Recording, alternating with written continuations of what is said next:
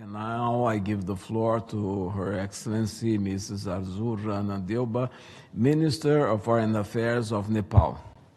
Thank you, Excellency. I thank Brazil for hosting this important ministerial meeting. Honorable Ministers, Excellencies, distinguished delegates, ladies and gentlemen, I feel deeply honored to deliver these remarks on behalf of the group of the least developed countries.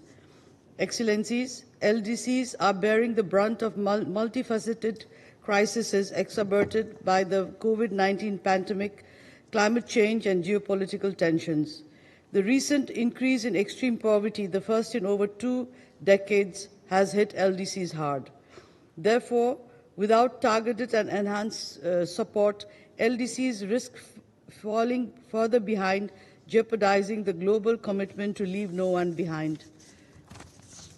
We believe that the G20 can be a trailblazer in promoting inclusive growth, accelerating the 2030 agenda, enhancing global health security, leading climate action, driving digital transformation, bridging digital divides, fostering multilateral cooperation, and addressing the challenges we face. On this score, we welcome Brazil's initiatives for this meeting with a focus on social inclusion, poverty eradication, and sustainable development. Excellencies, these priorities align closely with the urgent needs of the countries in special situations, especially the LDCs and the implementation of the Doha Programme of Action, including the SDGs. We welcome Brazil's proposal to launch a global alliance against hunger and poverty.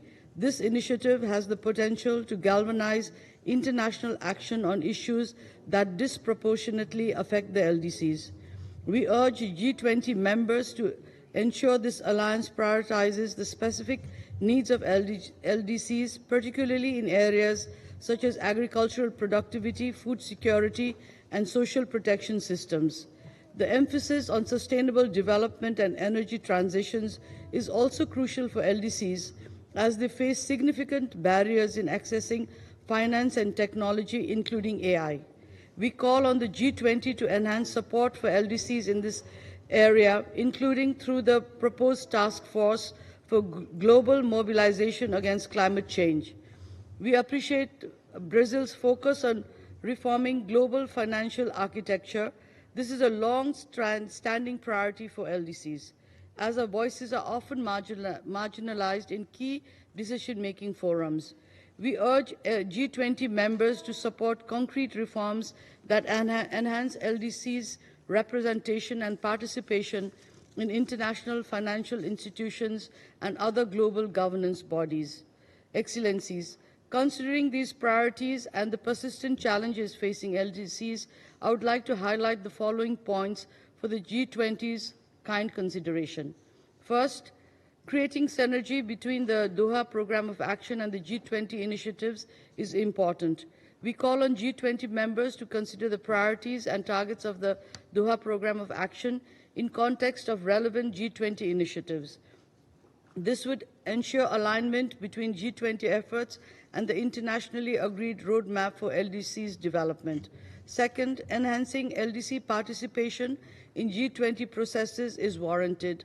For this, we request the establishment of a formal mechanism for LDC representation in G20 meetings and working groups, including regular invitations of the LDC chair to G20 summits.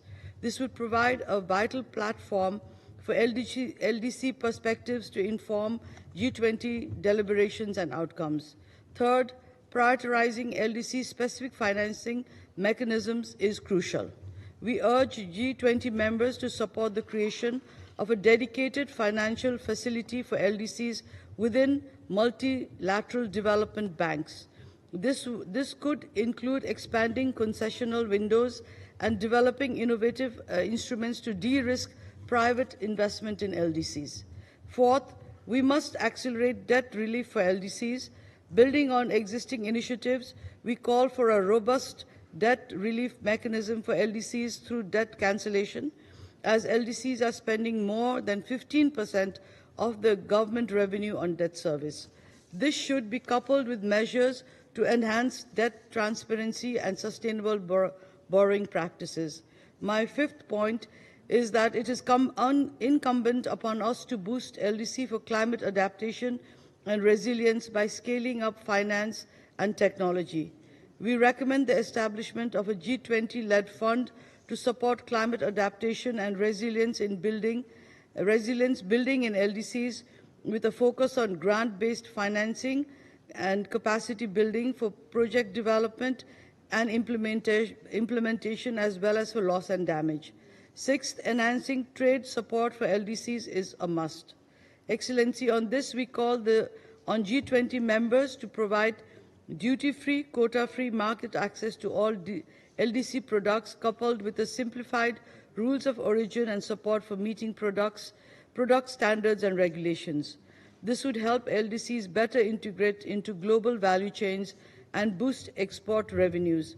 The above support should continue to be provided to 15 other LDCs at different phases of graduation and graduated countries. We call for an incentives-based graduation support architecture to ensure smooth, sustainable, and irreversible graduation. Finally, as we reiterate our group's full support for Brazil's G20 presidency and its focus on building a just world and a sustainable planet, we call upon G20 members to use their collective economic and political weight to champion the cause of LDCs to ensure that no one is left behind. Thank you.